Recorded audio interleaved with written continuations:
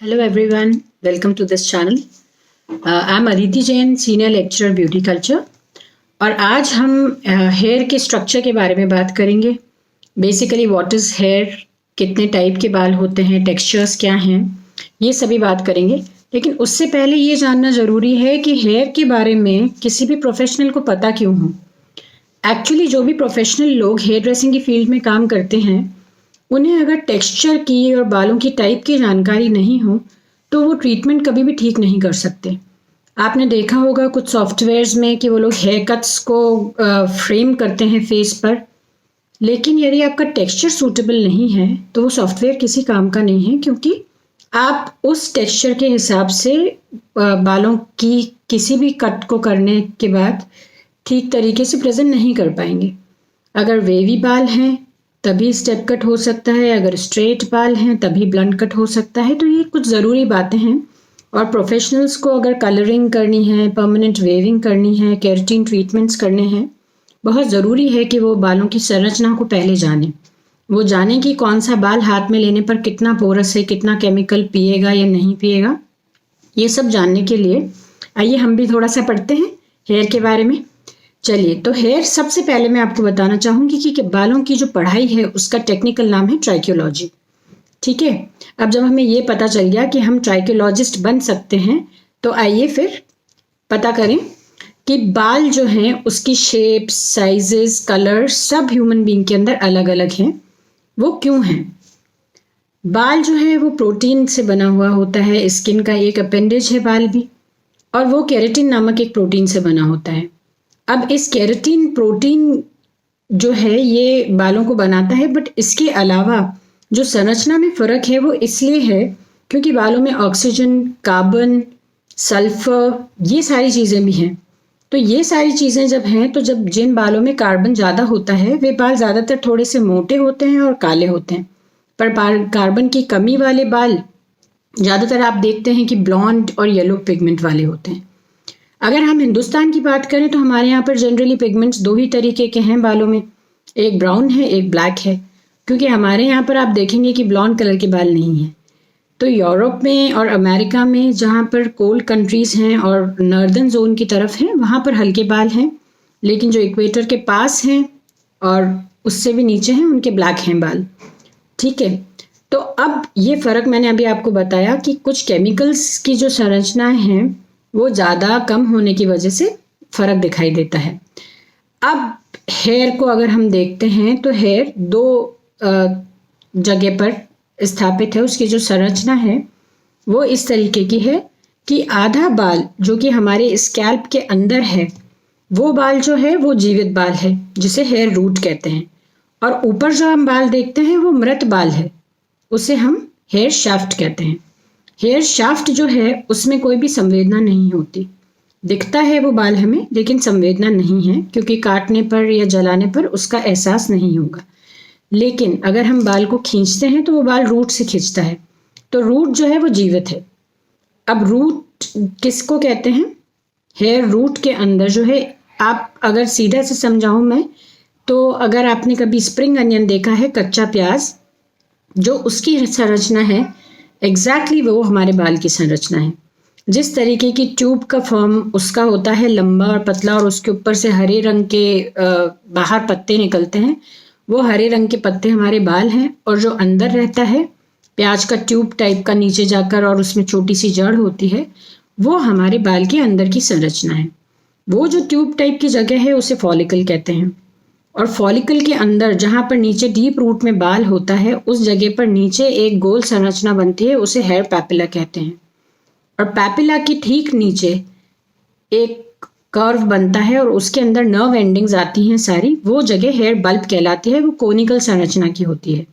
Hair bulb का काम है कि वो सभी नर्व एंडिंग से ताज़ा खून लेकर और हमें पोषण देती हैं बालों के लिए. समझ में आया आपको? पोषण देती है तभी तो बाल बढ़ते हैं, तो वो पोषण देने का काम करती है. अब अगर हेयर रूट और हेयर शाफ्ट क्लियर हो गया तो हम इस बात से आगे बढ़ते हैं कि ये जो बाल हमें बाहर दिखाई देते हैं ये सभी में अलग अलग तरीके के क्यों हैं. पहली बात मैं ये बताना चाहूँगी कि अगर हम वैसे देखें तो शरीर पर, पूरे शरीर पर बाल हैं. बस आप हथेली छोड़ दीजिए पैरों के तले और आई लिड्स छोड़ दीजिए, तो सभी जगह करीब करीब बाल हैं। अब पूरे शरीर पर जो बाल हैं वो पतले बाल होते हैं, रोम जिन्हें कहते हैं, वो पतले बाल हैं, वो वेलस हेयर है। और जो सिर पर बाल है, आई लैशेस पर बाल है, आर्म पिट्स में बाल है, जो बाल थिक और वायरी होते हैं थोड़े, उन बालों को टर्मिनल हेयर कहते हैं। टर्मिनल हेयर संरचना में थिक होता है और दूसरा उसके ऊपर एक वसा की कोटिंग सी होती है, जिसके कारण ये बाल जो है ये वाटर रेजिस्टेंट टाइप का होता है। क्योंकि आप देखिए कि आप अगर मुंह धोते हैं तो आपकी आई लैशेस क्या 1 घंटे तक नहीं सूखती? नहीं, ऐसा नहीं होता। तो इन बालों पर एक वैक्स की सी लेयर होने के कारण ये बाल तुरंत ही सूख जाता है। और जो सर के बाल की बात है, तो सर में तो बहुत सारा बाल होता है, वो 2 मिलियन के करीब बाल हैं, उन्हें सूखने में ज़रा टाइम लगता है। लेकिन जनरली बाल बहुत सारा पानी खुद नहीं पीता, क्योंकि वो ऊपर से निकल जाता है। अब जो बाहर ये बाल है, इस बाल में 3 लेयर्स होती हैं, ठीक है। आउटर लेयर जो है उसे कहते हैं क्यूटिकल। क्यूटिकल जो है वो आपने अगर छत पर केलू देखे होंगे, तो केलू किस तरह एक के नीचे एक लगे होते हैं, उस तरीके से क्यूटिकल्स हैं। और क्यूटिकल जड़ से सिरे की तरफ मुंह खुला रहता है इनका। तो जब आप रफ बाल देखते हैं ना, तो ये खुली हुई चीज़ जो है वो आपको नज़र आती है, उसकी वजह से वो रफनेस नहीं आती, बालों की वो रफनेस आती है, सॉरी। और कुछ बाल होते हैं जो बहुत चमकदार और सिल्की दिखाई देते हैं, उनमें ये स्केल्स बैठी हुई होती हैं। अगर बैठी हुई होंगी तो रफनेस कम है और वो लाइट को ज़्यादा रिफ्लेक्ट कर रहा है। लाइट को ज़्यादा रिफ्लेक्ट करने के कारण बाल चमकदार दिखाई दे रहा है, ठीक है। एक तो मैंने ये बात बताई आपको कि बालों में जो स्मूथनेस है या रफनेस है, उसको क्यूटिकल डिपेंड करता है कि वो कैसा है, उसके कारण दिखता है।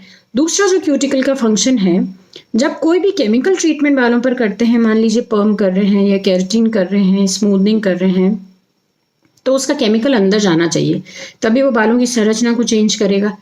तो ये एक दरवाजे का काम करता है। जब ये सिरे खुले हुए रहते हैं या केमिकल द्वारा खोले जाते हैं, तभी अंदर एंटर कर पाता है। केमिकल अंदर एंटर करता है और फिर सेकेंड लेयर, जो कि बहुत इंपॉर्टेंट लेयर है, कॉर्टेक्स, वहाँ पर सारा काम होता है।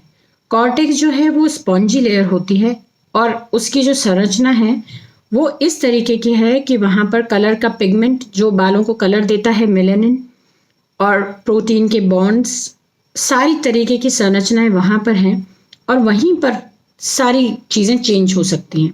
मान लीजिए कि आप हेयर कलर करके और ग्रे बालों को ब्राउन या ब्लैक करना चाहते हैं, तो अगेन कलर वहीं एंटर करेगा और वहीं डिपॉजिट होगा। अगर तो आप केमिकल ट्रीटमेंट करना चाहते हैं और अभी तो बाल स्ट्रेट हैं, लेकिन आप चाहते हैं कि आपके बाल कर्ली हो जाएं, पर्म करेंगे अगर, तो पर्म का भी अमोनियम थायोग्लाइकोलेट जो है वो वहीं जाकर चेंजेस करेगा, वहीं पे वो बॉन्ड्स को तोड़ेगा और वहीं पे उसके बॉन्ड्स जो हैं कर्ली वाले बनाएगा। तो कॉर्टेक्स एक इम्पॉर्टेंट संरचना है और वो ही डिसाइड करता है कि बाल कितना हेल्दी होगा या अनहेल्दी होगा। अब तीसरी लेयर पर आते हैं। तीसरी लेयर है मेड्यूला, सबसे अंदर वाली। मेड्यूला सबके बालों में प्रेजेंट नहीं होती।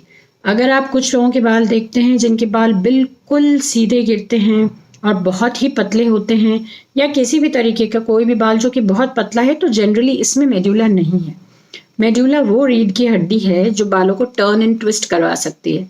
तो जिसके बाल में मेड्यूला नहीं होता, वो बाल ज़्यादातर सेटिंग नहीं लेते। मान लीजिए कि आपने रॉड करा या कर्लर्स लगाए, तो वो बाल गोल नहीं होंगे, या मान लीजिए हो भी गए तो आधा घंटे में वापस खुल जाएंगे।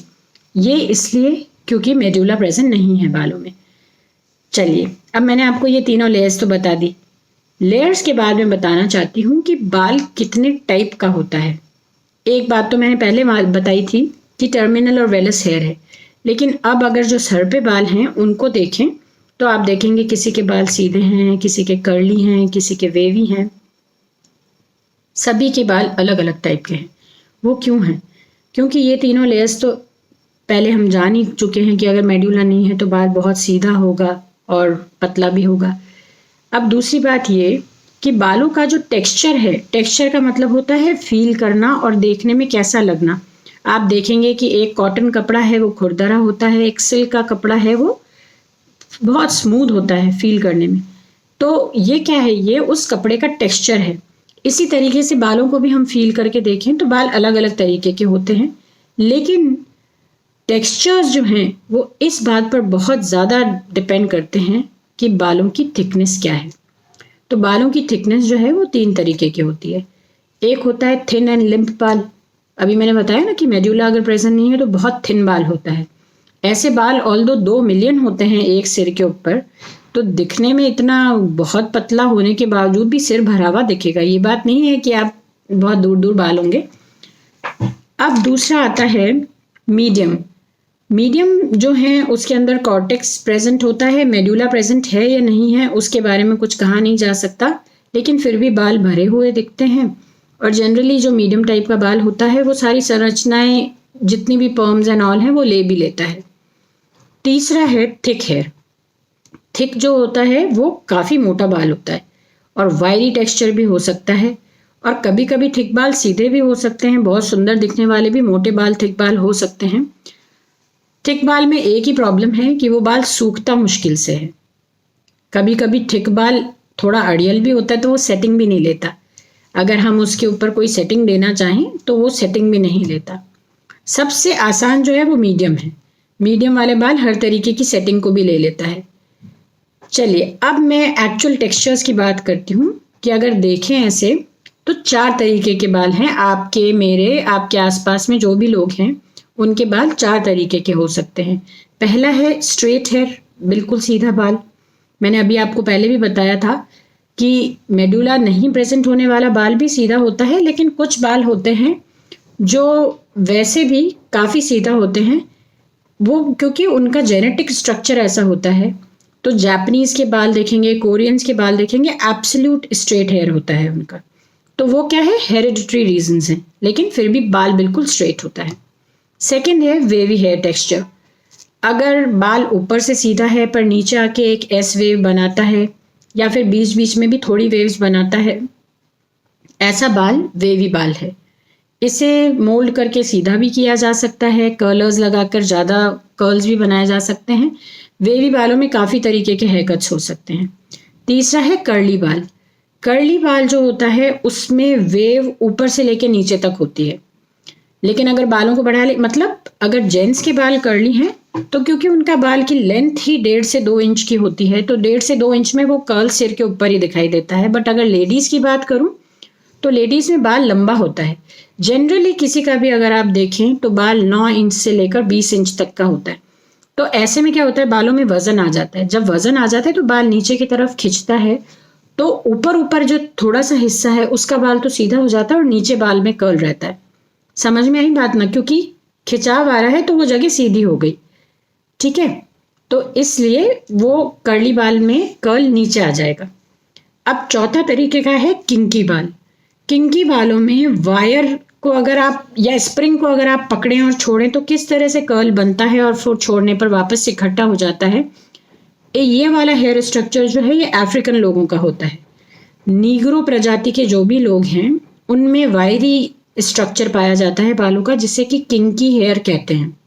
ठीक है, तो अभी मैंने आपको बताया कि 4 तरीके के हेयर टेक्सचर्स हैं, स्ट्रेट, वेवी, कर्ली और किंकी। तो किंकी हिंदुस्तान में जनरली नहीं होता है, हमारे यहाँ पर बाकी के 3 हेयर टेक्सचर्स हैं। अगर हम ये बात करें कि इसे जानना क्यों ज़रूरी है, अगर आप नहीं जानेंगे तो आप हेयर कट कभी भी सही नहीं कर सकते। इनफैक्ट हेयर कट की ही बात नहीं है, कुछ हेयर स्टाइल्स बनाते समय और रोज़ का रख रखाव करते समय भी हेयर टेक्सचर्स के बारे में पता होना बहुत ज़रूरी है। अगर हम रोज़ाना में भी बात करें तो अपने बालों की किस तरीके के हेयर कट्स कराने हैं और उनमें क्या क्या देख रेख करनी है, इसको जानने के लिए भी ज़रूरी है कि हमें हेयर टेक्सचर्स की थोड़ी जानकारी हो।